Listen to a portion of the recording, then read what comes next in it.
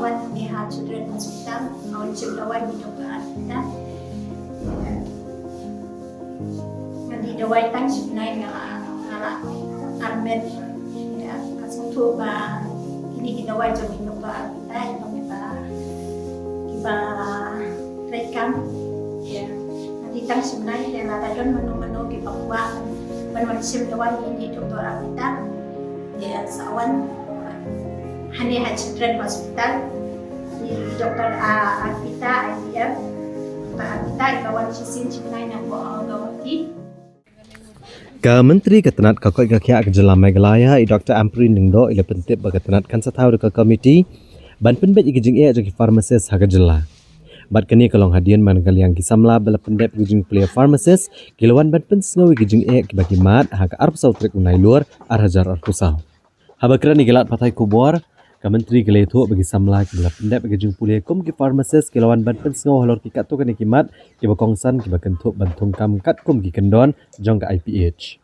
Dr. Amprin Lingdo Lietu Uru bagi la pentip halor kejing ai ki license ceki abjad ki dukan dawai bat ki ki jad dukan dawai ki basya bande ki dawai halor kejing saat ki kendon jing syakri jong ki pharmacist bat ki wai Dr. Amprin Lietu menakal yang ketenat syan kan sekot biang de kejing yalang banekran halor kini kimat bat rai ru bantau de komiti keban clear do commissioner secretary Ujoram Bida uban pet igini kejing baro bat banwat benia halor kejing bamla ban pendrung kami kini kibriu ki bala pule pentebet Indian tambah kini kam nyimpat yo ega final solution ke hadu mentah kecing doa ke jongi ibu sakmat ba tunggu ibus kiba kan hadu mentah kecing ya keren di syonglang DI bat ki lapuk health department kecing keren bat ki gelang kibun ba buat makiru kim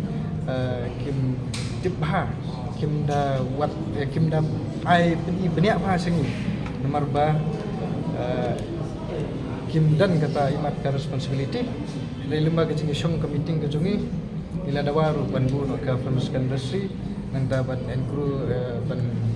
tung yaki pus haki subcenter PNC CNC te kumbagi dan mentah kim penkiu no iwi numbers te bat tung no shibun ki shushu ke drug inspector Malaki district bat kat hudu mentah dan tang ndaingut ki drug inspector ko ka jela jongi ki kat pagi district pede ngala dan kat artili district te kalong ka bae ki bakin tray nagling jongi ngiyo ka clear assurance bangin sa kat yang sekol meeting ngatrai mentar sini menda ai bun tan ke brief and function nomor ba so kat yang ngi sa meeting bangin skam bagatang meeting mendang ilai syonglang nadu ki kli jongga council bat hadu ki inspector jong hadu ki drug inspector bat ki perlo pharmacist ba insa kat ni ke meeting sian pengiwan ni kendu kolong baik lengba kecing kerdu kam kerdu jam hak kabede bat ki pharmacist ya kene kecing kerdu kam kerdu jam kapen long ini bangin nem syong keliti dengan mi syakmat dengan mi syakmat pada ngilap ba kibun kikam hendai kam function ba labnong directly ke council jomka pharmacy council hangni hapo kerja hapo kajelang kerja kadang empat kata madu kat kendai sepak kendai puar hadu mentam renew atau nongkit kamru ngelai keren mentam ba insa ya keren company ahlon kata ke bentah mana baca ada mana bahan hadu mentang yang dayo ke clear information apa yang berbahan dia kata tentang yang ke objektif juga mana council kini ke council kini ke bampit lut ya kini ki ke background jong pharmacist baru khai nadu ke jingsna hadu nong sim yang dawai bandi mat nadu usna bandi taget ya ban pet ya kata ka jing long jingman yang dawai baru nadu kin pha nadu brought to my attention some of the issues that are very critical in the deployment or employment of these pharmacists into various jobs as per the IPH norm. I am in agreement with some of the matters that they brought to my notice. For example, off the shelf medication. issuance of these uh, they have licenses to two types of medicine shops. What are the kind of medicine shops that are allowed to sell what kind of medication? Then they also brought to my attention the fact that the service rules of pharmacists remains pending. So these are all very critical issues which need the attention of the government. So I have therefore decided that we will have a consultation with all of these unemployed pharmacists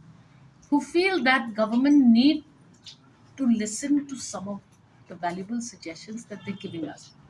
So I will form some sort of a committee which will be headed by Commissioner Secretary IAS Jorambida, who will look at all of these concerns and find out why is it that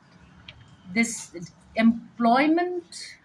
of all these qualified people is not happening as per requirement. This is the first time that this matter has been brought to my attention, and I am willing to listen. I will meet them again on the 28th,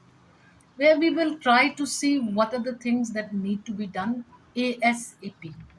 So I'm hopeful that all of these suggestions given by them, we need to be very strict on the kind of medicine sale in several medicine shops. I was not aware before this that there is a licensing of two different types of medicine shop. For example, the very fact, the easy availability of syringes for users. That is again, I now have been sensitized that this is actually not the way it should be. So these are all critical issues, and I have assured them that we will sit together and following our sitting on the 29th of October, I will appraise the Honorable Chief Minister and see what needs to get done.